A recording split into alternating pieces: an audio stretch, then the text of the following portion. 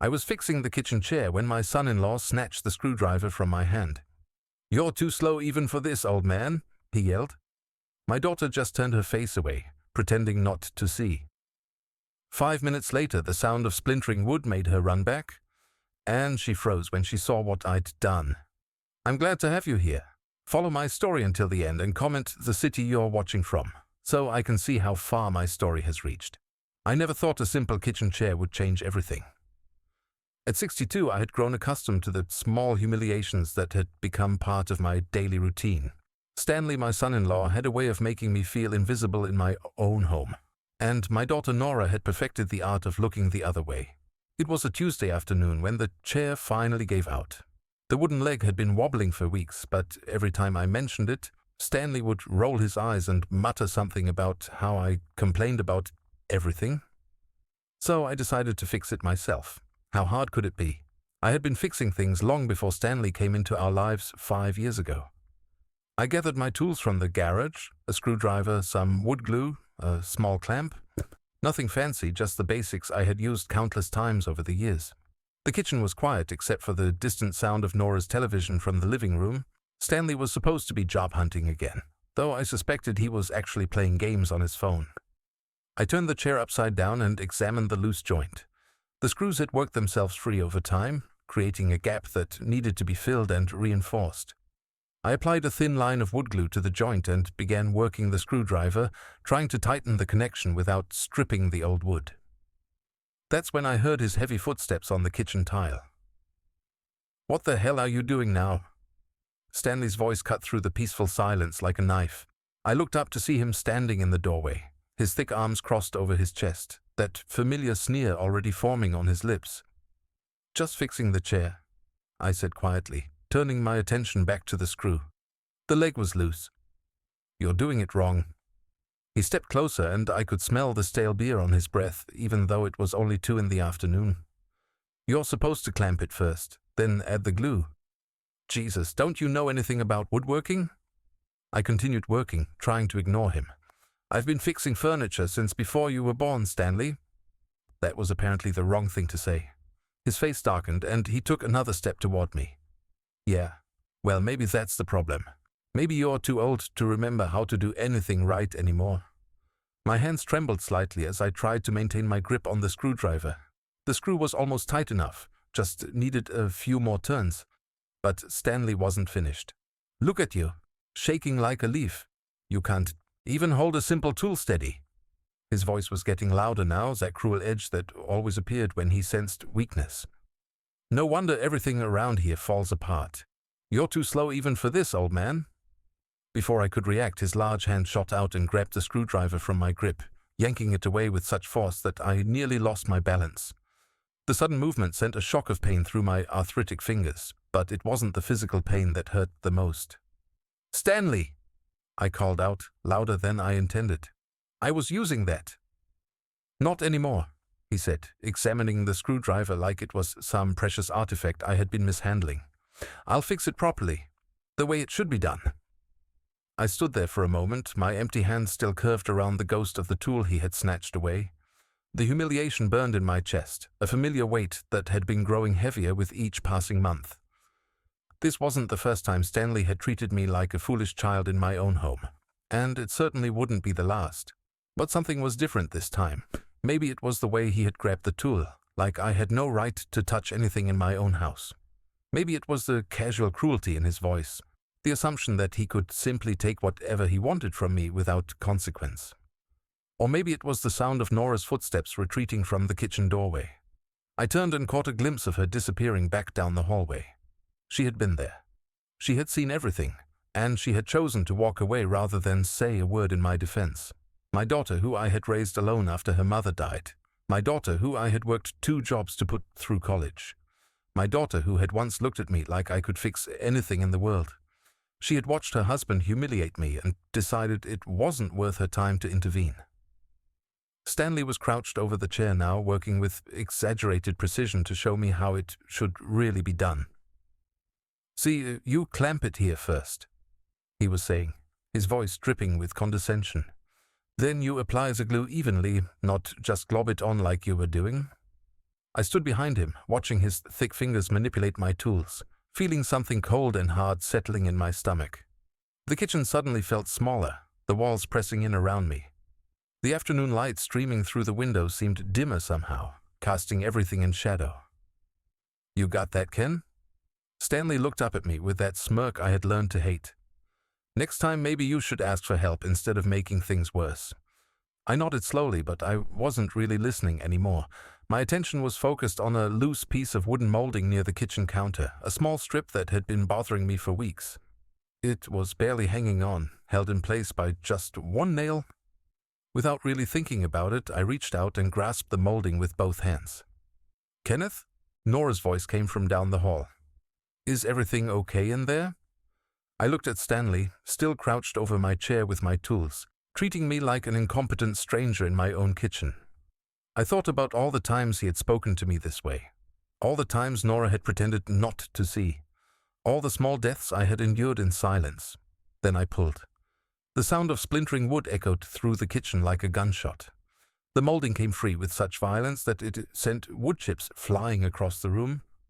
Stanley jumped back, startled, nearly dropping my screwdriver. "What the hell?" he started to say, but the words died in his throat when he saw my face. I was still holding the broken piece of wood, my knuckles white with tension. Something had shifted in my expression, something that made Stanley take an unconscious step backward. For the first time since I had known him, I saw uncertainty flicker across his features. Nora's running footsteps echoed through the hallway, growing louder as she rushed back toward the kitchen. But I didn't look away from Stanley. I stood there holding that piece of broken wood, feeling something wake up inside me that had been sleeping for far too long. When Norah appeared in the doorway, her eyes wide with alarm, she froze completely. Not because of the broken molding or the scattered wood chips. She froze because she saw something in her father's eyes that she had never seen before. The silence in the kitchen stretched on forever.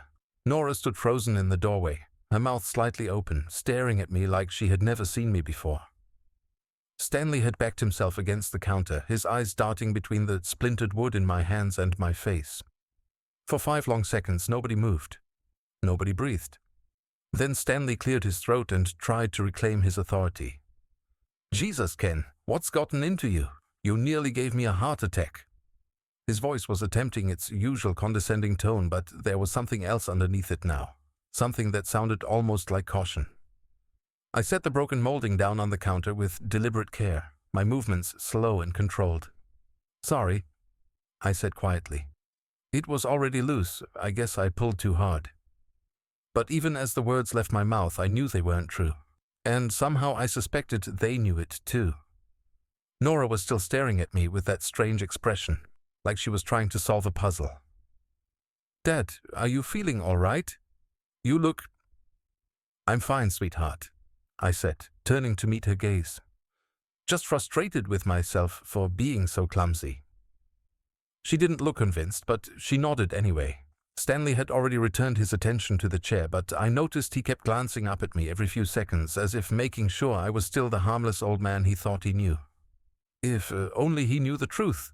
As they left the kitchen, Stanley muttering about cleaning up my mess and Norah following him like a loyal shadow, I found myself alone with my thoughts and the scattered wood chips on the floor. I bent down slowly, my knees protesting, and began gathering the pieces. But my mind was somewhere else entirely. I was thinking about the man I used to be, before Linda died, before loneliness made me grateful for any family connection, even one that slowly poisoned me with small cruelties. I used to manage a construction crew of 20 men, hard men who respected strength and had no patience for weakness. I had earned their respect not through fear or intimidation, but through competence and fairness. When I spoke, they listened. When I made a decision, they followed it. Those men would never have recognized the person I had become in this house. Linda's death 12 years ago had broken something fundamental inside me. Not just my heart, though, that had shattered into pieces I was still finding in dark corners of my memory. It had broken my sense of who I was supposed to be. Without her steady presence beside me, I had gradually shrunk into myself, becoming smaller and quieter with each passing month. When Norah started bringing Stanley around 3 years later, I was still deep in that fog of grief and self-doubt. I was so grateful to see my daughter happy again, so desperate not to be alone, that I overlooked the early warning signs. The way Stanley would interrupt me mid-sentence. The way he would rearrange my furniture without asking. The way he gradually positioned himself as the man of the house while treating me like a guest who had overstayed his welcome. By the time they married 2 years ago, the pattern was set. I had become the old man who shuffled around the edges of his own life, grateful for whatever scraps of respect Stanley chose to throw my way. But that piece of molding hadn't been loose. Not really. I had tested it that morning while Stanley was still sleeping off his usual hangover. It was solid, held firmly in place by 3 sturdy nails. It would have taken considerable force to remove it without tools. The kind of force that comes from 20 years of swinging hammers and handling heavy equipment. The kind of force that still lived in these old hands, even if I had forgotten it was there. I had pulled that molding free deliberately, with the same precision I once used to demolish walls that needed to come down. It had been a test. A small experiment to see what would happen if Kenneth Matthews showed even a glimpse of the strength he had spent 5 years carefully hiding. And the results had been interesting. Stanley's reaction told me everything I needed to know. Underneath all his bluster and casual cruelty, he was afraid of me. Not afraid of what I might do.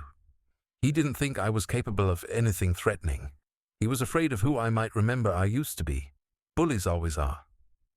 As for Norah, her reaction had been even more telling. She hadn't rushed to check if I was hurt or asked what had upset me. She had looked at me with something that might have been recognition, as if she had caught a glimpse of someone she thought was gone forever. That night, after Stanley had fallen asleep in front of the television and Norah had retreated to their bedroom, I sat in my small study looking through old photographs. There was one I particularly wanted to find, taken about 15 years ago at a company barbecue.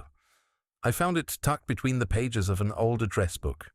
In the photo, I was standing with my crew after we had finished a particularly challenging project ahead of schedule. My arms were crossed, my shoulders straight, and I was smiling with the quiet confidence of a man who knew his worth.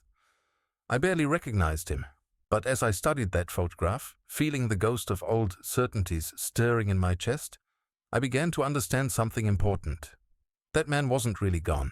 He had just been sleeping, buried under layers of grief and loneliness and the desire to keep peace at any cost. The incident with the molding had been more than just a moment of anger. It had been an awakening, a reminder that I was not, by nature, a man who accepted disrespect quietly. I closed the photo album and walked to my bedroom window, looking out at the street where I had lived for 38 years. Tomorrow, Stanley would probably treat me the same way he always had. He would take my tools, mock my efforts, and speak to me like I was a burden he graciously tolerated. But something fundamental had changed this afternoon. Some line had been crossed that I hadn't even known existed. I thought about the look of uncertainty in Stanley's eyes when he saw my face after the molding splintered.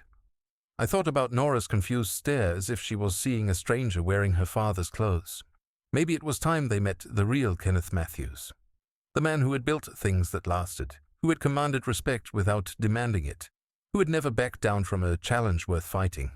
The man who was getting very tired of being treated like a ghost in his own home.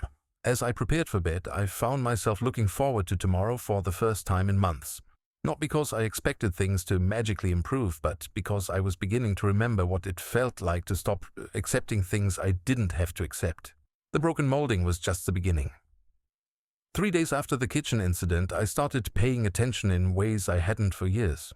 Real attention. The kind that comes from understanding that something important is happening, even if you can't yet see the full picture.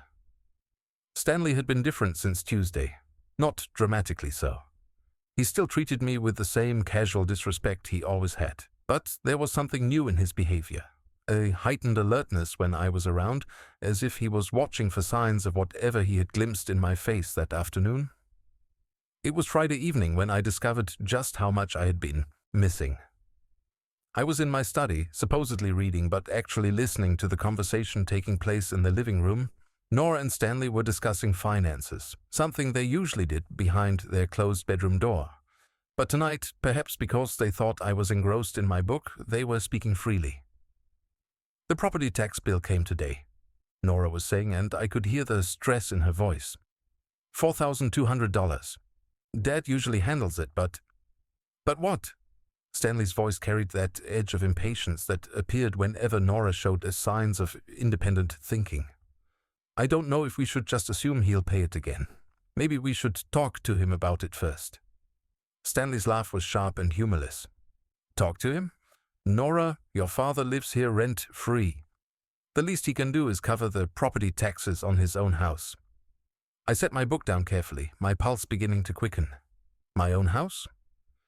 It's not really his house anymore, though, is it? Nora's voice was quiet, uncertain. I mean, legally? Legally, it's ours now. You're his only heir, and we're married. Community property, remember? We discussed this when we did the paperwork.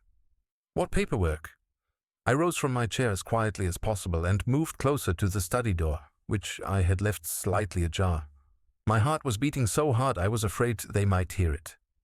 "I know, but he still thinks—" Norah started. "He thinks what he needs to think," Stanley interrupted. "Look, baby, I know this is hard for you. He's your dad, but you have to face reality. He's getting older, more confused. Did you see what happened with that molding on Tuesday? Random violence like that, it's not normal. Random violence. That's what he was calling it." "That wasn't violence, Stanley. He just pulled too hard." "Was it?" "Because from where I was standing, it looked like an old man having some kind of episode. And frankly, it's only going to get worse." I pressed my back against the wall, struggling to process what I was hearing. They had done paperwork. Legal paperwork that somehow transferred ownership of my house. When? How had they managed that without my knowledge? "You're scaring me," Norah whispered. "I'm not trying to scare you, sweetheart. I'm trying to prepare you. Your father is showing signs of dementia. The confusion, the sudden outbursts, the way he sometimes just stares off into space. We need to start thinking about what comes next." Dementia. The word hit me like a physical blow. I wasn't confused. I wasn't having episodes. I was just tired of being treated like furniture in my own home. But somehow Stanley had convinced my daughter that my growing frustration was a symptom of mental decline. "Maybe we should get him evaluated," Norah said, her voice growing stronger. "You know, by a professional." "We will when the time is right. But for now, we just need to be patient with him. Let him feel like he's still in control while we handle the important decisions. Let him feel like he's still in control." I closed my eyes and leaned against the wall, finally understanding the full scope of what had been happening to me. This wasn't just casual disrespect or the natural friction that comes from multiple generations living under one roof. This was a systematic campaign to undermine my competence and independence. Stanley continued talking, his voice taking on the tone he used when he was explaining something obvious to someone he considered slow. "The key is to manage the transition gradually. Keep him comfortable, keep him feeling useful, but make sure all the real decisions go through us. Eventually, when he's ready, we can start looking at assisted living options." "Assisted living?" They were planning to put me in a nursing home. "He's only 62, Stanley. That seems premature." "Age is just a number, baby. It's a mental capacity that matters. And honestly, between you and me, I think he's been declining for longer than we realized. Remember last month when he couldn't find his reading glasses? They were on his head the whole time." I remembered that day. I had been looking for my glasses while Stanley monopolized the bathroom for 45 minutes. When I finally mentioned I couldn't find them, he had pointed out they were on my head and made a big show of being concerned about my memory issues. At the time, I had been embarrassed. Now I realized it had been deliberate. "Or what about when he put salt in his coffee instead of sugar?" Stanley went on. "Normal people don't make mistakes like that." That hadn't been a mistake either. Stanley had been using my usual coffee mug, so I had grabbed a different one from the cabinet. In the dim morning light, I had reached for what I thought was the sugar bowl, but was actually the salt shaker. It was the kind of simple error anyone might make in a poorly lit kitchen. But Stanley had treated it like evidence of cognitive decline. How many other innocent mistakes had he catalogued as symptoms? How long had he been building this case against my mental competence? "I just worry that we're moving too fast," Norah said, but her voice lacked conviction. She wanted to be convinced. "We're not moving at all yet, sweetheart. We're just being prepared. And honestly, it might be better for him too. He seems so lost lately, so frustrated. Maybe having fewer responsibilities would actually make him happier." The conversation continued, but I had heard enough. I made my way back to my chair on unsteady legs, my mind reeling with implications I was only beginning to grasp. They had somehow transferred ownership of my house. They were portraying my normal human mistakes as signs of dementia. They were planning my future without my input, discussing me like I was a problem to be managed rather than a person with rights and preferences. And worst of all, Norah was going along with it. I sat in my study for another hour, staring at the same page of my book while my thoughts churned. Finally, I heard their conversation end and their footsteps heading toward the bedroom. I waited until the house was completely quiet before making my move. My computer was in the study, an old desktop machine that I used mainly for email and reading news. It took several minutes to boot up, but eventually I was able to access my online banking account. What I found there made my blood run cold. My checking account, which should have had about $12,000, showed a balance of $347. My savings account was completely empty. The certificates of deposit that represented my retirement security were gone. But it was the transaction history that truly horrified me. Regular transfers to an account I didn't recognize. Large withdrawals with explanations like household expenses and medical costs. Payments to companies I had never heard of for services I had never authorized. The thefts went back 18 months. They had been stealing from me systematically, gradually, probably hoping I wouldn't notice until it was too late to do anything about it. My hands shook as I scrolled through page after page of unauthorized transactions. Tens of thousands of dollars. Gone. Money I had saved over decades of hard work, money that was supposed to ensure my independence in my later years, had been quietly siphoned away while Stanley convinced my daughter I was losing my mind. I was about to close the browser when I noticed something else. A pending transaction scheduled for Monday morning. A withdrawal of $5,000 with a notation that simply read, SR Personal Loan. Stanley Ray. Even his initials made me sick. I printed out 12 months' worth of bank statements, taking care to keep the printer noise as quiet as possible. Then I cleared the browser history and shut down the computer.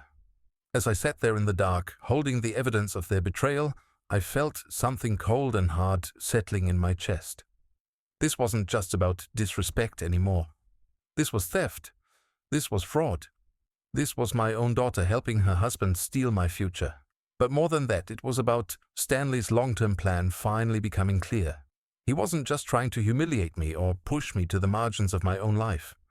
He was systematically destroying my independence so that I would have no choice but to accept whatever living arrangements they decided were best for me. The broken molding had been my first glimpse of the man I used to be. Now, holding proof of their crimes in my hands, I felt that man fully awakening. Kenneth Matthews had spent 5 years being the perfect victim. But Kenneth Matthews had also spent 20 years managing construction projects, dealing with difficult personalities and solving complex problems. It was time to remember which of those skill sets would serve me better. Saturday morning came too early and too bright. I had barely slept, spending most of the night staring at the ceiling and trying to decide how to handle what I had discovered. The bank statements were hidden in my study, but their contents burned in my memory like acid. Stanley left early, claiming he had job interviews lined up, though I suspected he was meeting with whoever was helping him launder my money. This gave me the opportunity I needed to talk to Norah alone. I found her in the kitchen, still in her bathrobe, nursing a cup of coffee and scrolling through her phone. For a moment, looking at her profile in the morning light, I could see traces of the little girl who used to climb into my lap and ask me to read her stories. That little girl would have been horrified by what her adult self was doing to me. "Morning, Dad," she said without looking up from her screen. "There's coffee in the pot if you want some." "Actually, honey, I was hoping we could talk." I kept my voice casual, non-threatening. "Just the two of us." Something in my tone made her look up. "Is everything okay?" I poured myself a cup of coffee, using the time to choose my words carefully. "I've been thinking about some things, and I need to ask you a few questions." She set her phone down, suddenly alert. "What kind of questions?" I sat across from her at the table, the same table where we used to do her homework together, where I had helped her prepare for job interviews, where I had given her advice about dating and college and all the important decisions of her young adult life. "Last night I heard you and Stanley discussing property taxes," I began. Her face went pale. Dad, we weren't trying to hide anything from you. It's just that the bill came and we weren't sure. Norah, I interrupted gently. When did you put the house in your name? The silence that followed was deafening. She stared at me like I had just asked her to explain quantum physics, her mouth opening and closing without sound. What do you mean? I mean, when did we transfer the deed? Because I don't remember signing any paperwork, and I would remember something that important. Her hands began to tremble around her coffee cup. Dad, you did sign papers. Last year, after your birthday. You said you wanted to make sure everything was taken care of if something happened to you. What papers specifically? The estate planning documents. Stanley found a lawyer who specialized in elder care, and he said it would be smart to get everything organized while you could still make decisions clearly. While I could still make decisions clearly. The implication was crystal clear. And you believed I needed help making decisions clearly? No, not exactly. It's just, Dad, you've been so sad since Mom died, and sometimes you seem confused about things, and Stanley thought what exactly? Her voice became smaller. That maybe it would be easier for everyone if the legal stuff was already handled, so you wouldn't have to worry about it. I set my coffee down with deliberate care. Norah, I need you to look at me and tell me the truth. Do you really think I'm losing my mental capacity? She couldn't meet my eyes. Sometimes you do things that worry me. Like what? Like Tuesday with the molding. That was so random and violent, Dad. It scared me. I pulled a loose piece of wood off the wall because it was bothering me. How is that violent? But the way you looked afterward. Like you were angry about something. And you've been so withdrawn lately. So quiet. Stanley says that's often how it starts.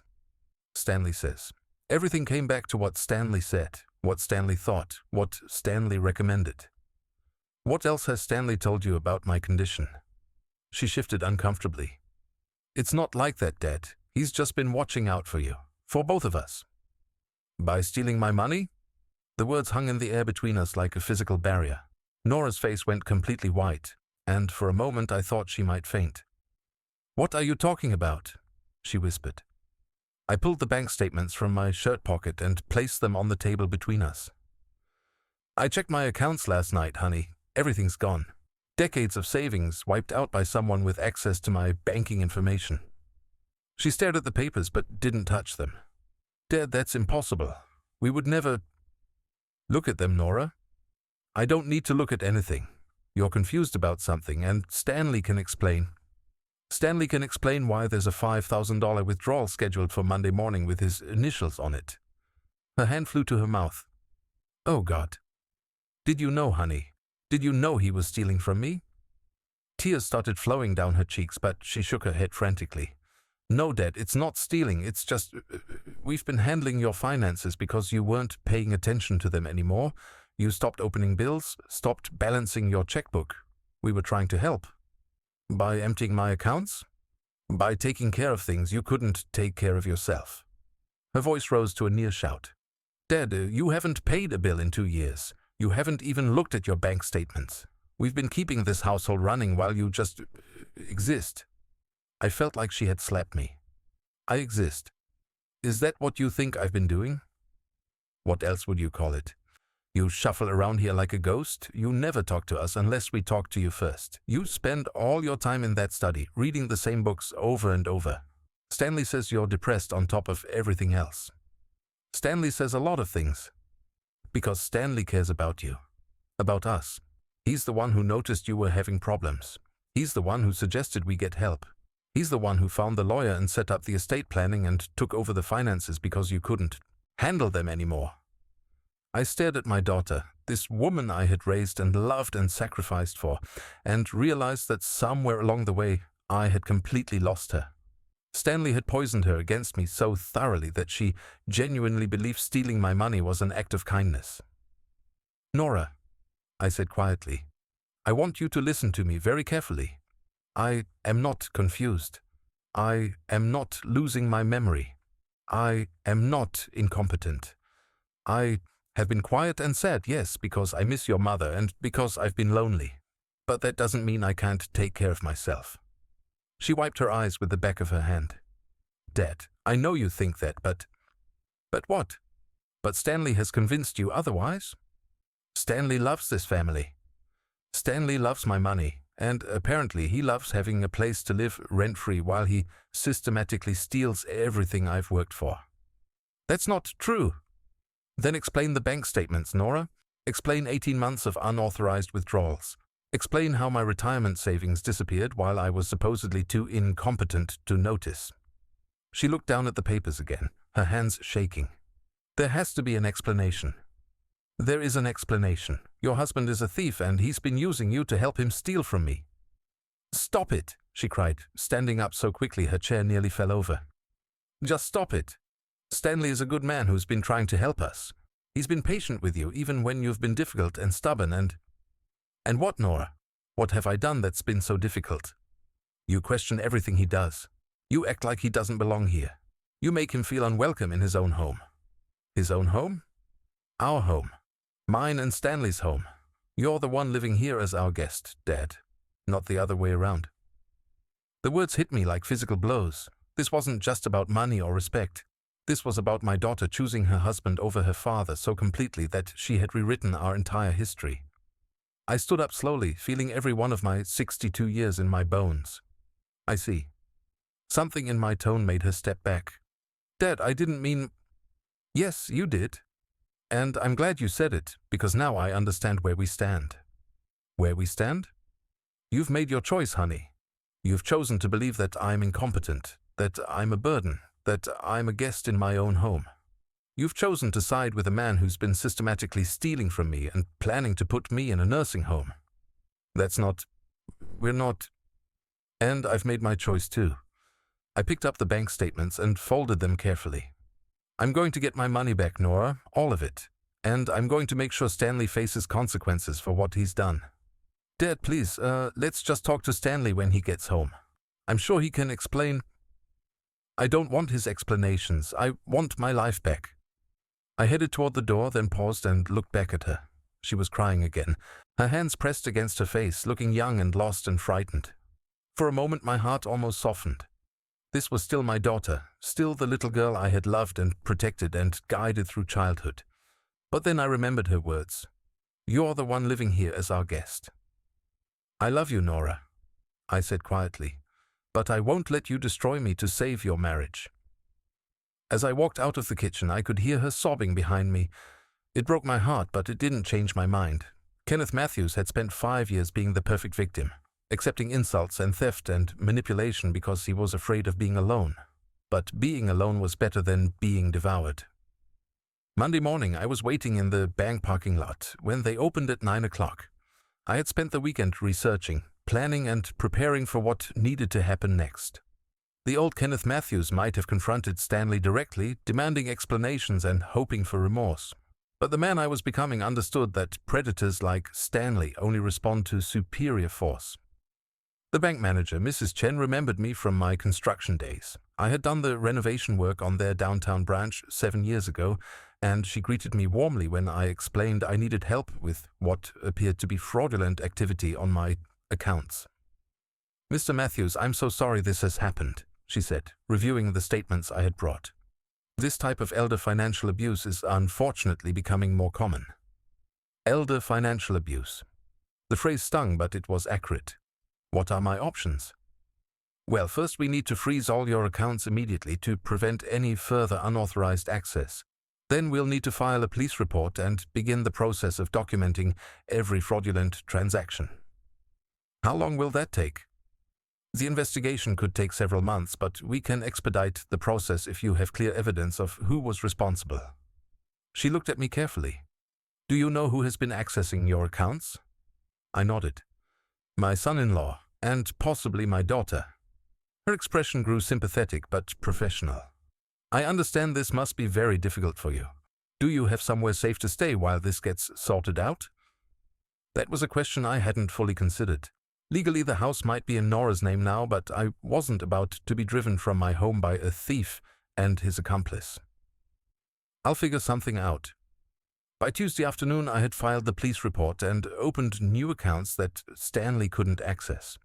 But I knew the legal system would move slowly, and I needed faster results. Stanley had spent years building his web of manipulation and theft. I couldn't afford to wait months for justice while he continued to destroy what was left of my life. That's when I remembered something from my construction days. When you're dealing with someone who cuts corners and lies about it, you don't just confront them with evidence. You create pressure from multiple directions until they make mistakes that expose everything. I started with Stanley's daily routine. He claimed to be job hunting, but I had noticed he left the house at the same time every day and returned exactly 4 hours later. That wasn't the schedule of someone going to interviews. That was the schedule of someone with a regular appointment. On Wednesday morning, I followed him. Stanley's routine led me to a strip mall 20 minutes from the house where he parked outside a place called Lucky's Gaming Parlor. I watched from across the street as he walked inside like he owned the place, greeting the security guard with the familiarity of a regular customer. I sat in my car for 3 hours, watching other men come and go.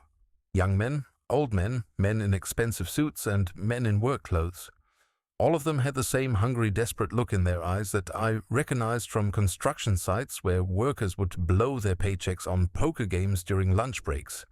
Stanley was gambling, and based on how much money he had stolen from me, he was losing. When he finally emerged, I followed him to his next stop, a pawn shop called Quick Cash. He went inside carrying a small bag and came out empty-handed. Then he drove to a check-cashing place, then to another gaming parlor across town. By the time he headed home, I had a complete picture of Stanley's real daily routine. He wasn't looking for work. He was feeding an addiction that was consuming every dollar he could steal. That evening, I made a phone call to Lucky's Gaming Parlor. "I'm trying to reach Stanley Ray," I told the person who answered. "He left his wallet here yesterday." "Stanley? Yeah, he's here every morning. You want me to tell him you called?" "No, that's okay. I'll catch him tomorrow." "Does he usually stay until afternoon?" "Usually until his credit runs out." The voice laughed. "That boy's got a serious problem." "Perfect." Thursday morning, I made another call, this time to Stanley's cell phone. When he answered, I could hear the background noise of the gaming parlor. "Stanley, it's Ken. I need you to come home right away." "What? Why?" "I'm in the middle of something. There are 2 police officers here asking questions about fraudulent bank activity. They want to talk to you." The silence on the other end of the line was beautiful. "Police officers?" His voice had gone up an octave. "They have some kind of court order to search financial records. Nora's pretty upset. You should get home as soon as possible." "I'll be right there." I hung up and smiled. There were no police officers, of course, but Stanley's panicked reaction told me everything I needed to know about his guilty conscience. While Stanley was racing home to deal with imaginary police, I made my way to Lucky's Gaming Parlor. The security guard who had greeted Stanley so warmly was happy to chat with a concerned family member. "Stanley Ray? Oh yeah, that guy's in deep. He owes money all over town." The guard shook his head sympathetically. "Started small about 2 years ago, but it got out of hand fast. Now he's into some serious people for serious money." "How serious?" "Let's just say the kind of people who don't take no for an answer. He's been promising them a big payoff for months now. Something about an inheritance coming through." "An inheritance? My house, my savings, my life insurance?" Stanley had been using my assets as collateral for his gambling debts. "How much does he owe?" The guard looked around to make sure we weren't being overheard. "Word is it's somewhere around 30,000, maybe more." $30,000. That explained why the thefts from my accounts had been accelerating. Stanley wasn't just stealing to fund his gambling anymore. He was stealing to pay off dangerous people who were probably threatening him. And that gave me the leverage I needed. I spent the rest of Thursday gathering information. The pawn shop confirmed that Stanley had been selling items regularly. Jewelry, electronics, tools that I now realized had been taken from my house without my knowledge. The check-cashing place knew him as someone who frequently needed quick loans against future payments. By Friday morning, I had enough evidence to destroy Stanley completely. But I didn't want to destroy him. I wanted to control him. That's when I made the call I had been planning all week. "Is this Mario Castellano?" I asked when a gruff voice answered the phone. I had gotten the number from a construction contact who knew people in various industries around the city. Who wants to know? My name is Kenneth Matthews. I believe you have a business relationship with Stanley Ray. A pause. What kind of business? The kind where he owes you money and promises to pay it back with assets that don't actually belong to him. Another pause, longer this time. You got my attention. Stanley has been stealing from me to fund his gambling and pay his debts. I have documentation of everything, bank records, police reports, the whole story. I also have evidence that he's been using my property as collateral for loans he can't repay. So, what do you want? I want to make you a deal. Stanley owes you money he doesn't have, using assets he can't deliver. But I can make sure you get paid, and I can make sure Stanley learns a lesson he won't forget. I'm listening. Tomorrow night, Stanley's going to receive a visit from some people who are going to explain to him that his credit has run out. They're going to make it clear that he has 48 hours to pay everything he owes, or there will be consequences. And then? And then he's going to come home and confess everything to his wife. He's going to beg for forgiveness and promise to get help. And when she asks how they're going to pay back the money, he's going to realize that he has no choice but to turn to the one person he's been robbing. Mario's laugh was not pleasant. You're a cold old man, Kenneth Matthews. I'm a man who's tired of being stolen from. Are we going to have a problem, or are we going to have a solution? We're going to have a solution, but this better work out the way you're saying. It will. Stanley is a coward and a bully. When he's scared enough, he'll do exactly what I need him to do.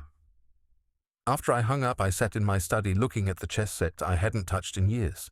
Linda had bought it for me when I retired, hoping we could spend quiet evenings playing together.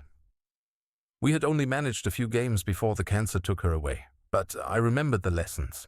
The key to chess isn't having the strongest pieces. It's controlling the board and forcing your opponent to make moves that serve your strategy instead of theirs. Stanley thought he had been playing me for 5 years, but the game was just beginning, and this time I was the one moving the pieces. Saturday night, Stanley was going to discover what it felt like to be truly afraid.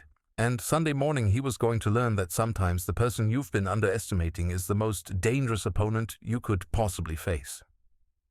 Sunday morning came with the sound of Stanley's panicked voice echoing through the house. I was in my study, drinking coffee and reading the newspaper, when his shouting pulled me from an article about local construction projects. Norah, we need to talk, right now. I set down my coffee and listened as footsteps thundered down the hallway. Nora's sleepy voice responded from their bedroom, confused and alarmed.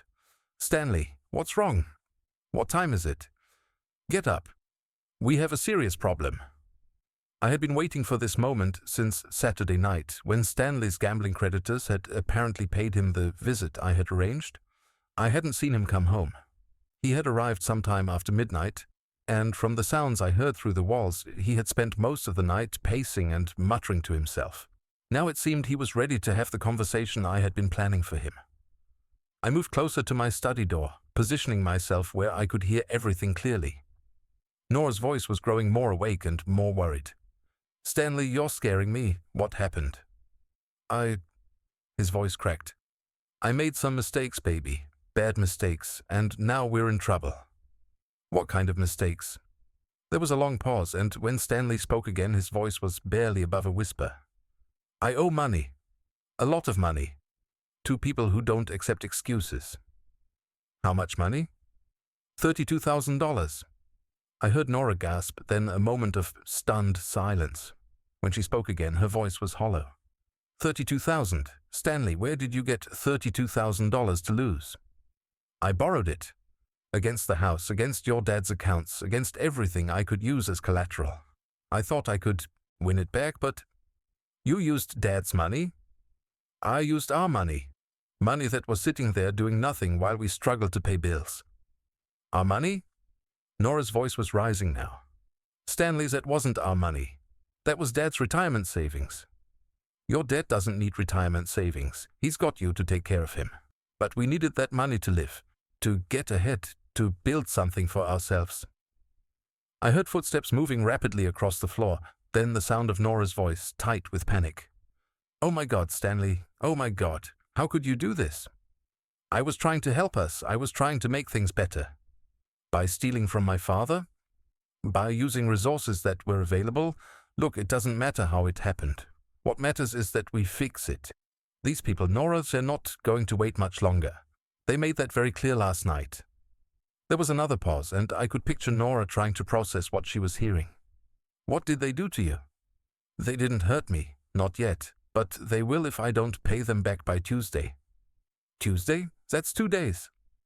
I know. That's why we need to think fast. We need to get the money somehow. How, Stanley? Where are we supposed to get $32,000 in 2 days? You're dead. The words hung in the air like a bomb waiting to explode. When Norah finally responded, her voice was deadly quiet. Am I dead? The man whose money you stole. You want me to ask him for more money. He doesn't know about the gambling. We can tell him it's for medical expenses or home repairs or... Stanley, stop. Just stop talking. I heard movement again, then the sound of a door slamming. Stanley's voice called after her, desperate and wheedling. Norah, wait. We can work this out. We just need to be smart about it. But apparently Norah was done listening because the next sound I heard was her footsteps coming down the hallway toward my study. She knocked on my door, and when I opened it, she looked like she had aged 10 years overnight. Her eyes were red and swollen, her hair disheveled, her hands shaking. Dad, can we talk? I stepped aside to let her in, then closed the door behind her. She sat in the chair across from my desk and buried her face in her hands. He told you? I asked gently. She looked up, startled. You knew. I suspected. The gambling, the debts, the desperation. It explained a lot about his behavior. Why didn't you say anything? I sat back down at my desk, studying my daughter's face. Would you have believed me? She was quiet for a long moment. Probably not. Stanley needed to tell you himself. Otherwise, it would have just been my word against his, and we both know whose side you would have taken. Fresh tears started flowing down her cheeks. Dad, I'm so sorry. I believed everything he told me about you, about your condition, about the financial arrangements. I thought we were helping you. I know. He said you were becoming incompetent, that you couldn't handle your own affairs anymore. He made it seem like taking over your finances was the responsible thing to do. And you wanted to believe him because it made the theft feel justified. She flinched at the word theft, but she didn't argue. What are we going to do? These people he owes money to, they sounded really dangerous. I reached into my desk drawer and pulled out a folder containing all the documentation I had gathered over the past week. Bank records, police reports, evidence of Stanley's gambling addiction, and proof of his debts to various creditors. We are going to do nothing, honey. Stanley is going to face the consequences of his choices. But if he doesn't pay them back, he will. Because I'm going to give him exactly one option to save himself. Norah stared at the folder in my hands. What option? He's going to confess everything to the police. He's going to plead guilty to elder fraud and theft. He's going to serve whatever sentence the judge gives him, and in exchange I will pay off his gambling debts so that he lives long enough to serve that sentence. Dad, you can't. You don't have that kind of money anymore. I smiled, and for the first time in days it was a genuinely warm smile. Actually, I do. The bank froze all my accounts on Monday, but they also initiated recovery procedures for fraudulent transactions. I'll get most of my money back eventually. In the meantime, I have resources Stanley doesn't know about. What resources? 20 years of construction work builds relationships, honey. I have friends who owe me favors, former employees who remember when I helped them out of tough spots, business contacts who trust my word. I made some calls this week. I opened the folder and showed her a bank statement from an account Stanley had never known existed. This is money I set aside years ago for emergencies. Money your mother and I agreed should never be touched unless the situation was truly desperate. Norah stared at the numbers. $50,000? Enough to pay Stanley's debts and cover the legal fees for prosecuting him. She was quiet for several minutes, processing everything. Finally, she looked up at me with something that looked like respect. You planned all of this, didn't you? The confrontations, the pressure on Stanley, getting him to confess to me instead of continuing to lie. I planned to take back control of my life. Everything else was just strategy. Are you really going to have him arrested? I considered the question carefully. That depends on Stanley. If he agrees to certain conditions, we might be able to handle this privately. But there will be consequences either way. At that moment, we heard Stanley's voice calling from the living room. Norah, Kenneth, we need to talk, all three of us. Norah looked at me questioningly. I nodded and stood up. Let's go see what he has to say for himself. Stanley was pacing in the living room like a caged animal when we arrived. His clothes were wrinkled, his hair uncombed, and there was a desperate look in his eyes that I had never seen before. Kenneth, he said, attempting a conciliatory tone that fooled neither of us. I know this is awkward, but we need to discuss our situation like adults. Our situation? I raised an eyebrow. I wasn't aware I had a gambling problem. His face reddened. Look, I made some mistakes, okay? But we're family, and family helps each other out of tough spots. Family. I sat down in my favorite chair, the one Stanley had been trying to replace for months. Is that what we are? Of course, and right now I need your help. These people I owe money to, they are not reasonable people. If I don't pay them by Tuesday, you'll face the consequences of your choices. Stanley's mask of civility slipped completely. Don't give me that self-righteous bullshit, old man. I use money that was just sitting there gathering dust. Money you never even looked at. Money you stole. Money I invested in our future. I laughed, and the sound made Stanley step back. Stanley, you gambled away $32,000 of my retirement savings to feed an addiction. That's not investing, that's theft. I can pay it back. If you just loan me enough to cover the debt, I can get back on track. I've learned my lesson. Have you? Because yesterday you were still at Lucky's gaming parlor, trying to win back money you couldn't afford to lose. Stanley's face went white. How do you? I know everything, Stanley. Where you go, what you do, who you owe money to, and how much trouble you're really in. I also know that you've been using my assets as collateral for loans you can't repay. I stood up and moved closer to him, gratified to see him instinctively step back. Here's what's going to happen. You have two choices. Option 1, you pack your belongings and leave this house immediately. You never contact Norah again, you never come back here, and you deal with your creditors on your own. I can't do that. They'll kill me. Option 2, you turn yourself in to the police for elder fraud and theft. You plead guilty. You serve whatever sentence they give you, and I will pay off your gambling debts, so you survive long enough to do your time. Stanley looked desperately at Norah. Baby, you can't let him do this to me. We're married. We're supposed to stand by each other. Norah's voice was steady when she answered. You should have thought about that before you stole from my father and lied to me about it. I didn't lie. I managed things differently than you understood. You told me he was incompetent, so I wouldn't question what you were doing with his money. You made me believe my father was losing his mind to cover up your theft. That's not management, Stanley. That's fraud. I watched Stanley's face as he realized he had lost. No more manipulation, no more excuses, no more ways to charm his way out of the consequences. Fine, he said finally. I'll take option 1, I'll leave. No, I said calmly. You forfeited that choice when you involved my daughter in your crimes.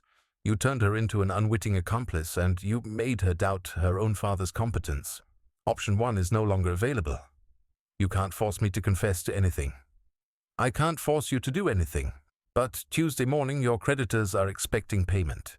If they don't receive it, you'll have bigger problems than criminal charges. At least in prison you'll be safe from people who break kneecaps for a living. Stanley stared at me for a long moment, and I could see him weighing his limited options. Finally his shoulders sagged in defeat. What exactly are you asking me to confess to? Elder financial abuse? Theft by conversion? Fraud? Whatever charges the district attorney thinks are appropriate based on the evidence.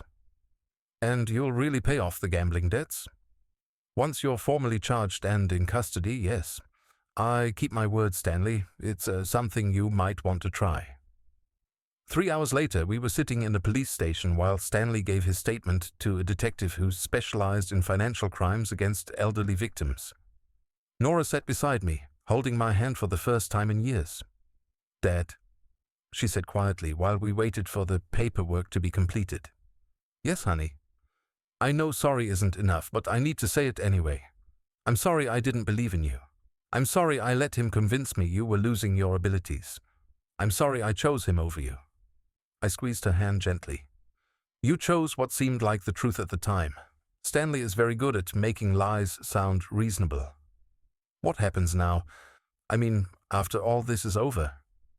I considered the question carefully. Now you decide who you want to be going forward. The person who makes excuses for criminals, or the person who stands up for what's right. And us? Our relationship? That depends on you, honey. I love you, and that will never change. But I won't accept being treated like a burden or an inconvenience ever again. If we rebuild our relationship, it will be on the foundation of mutual respect. She nodded, tears streaming down her face. I want that. I want to earn back your respect. Then we'll start there. That evening, I sat alone in my study for the first time in weeks without the weight of Stanley's presence poisoning the atmosphere.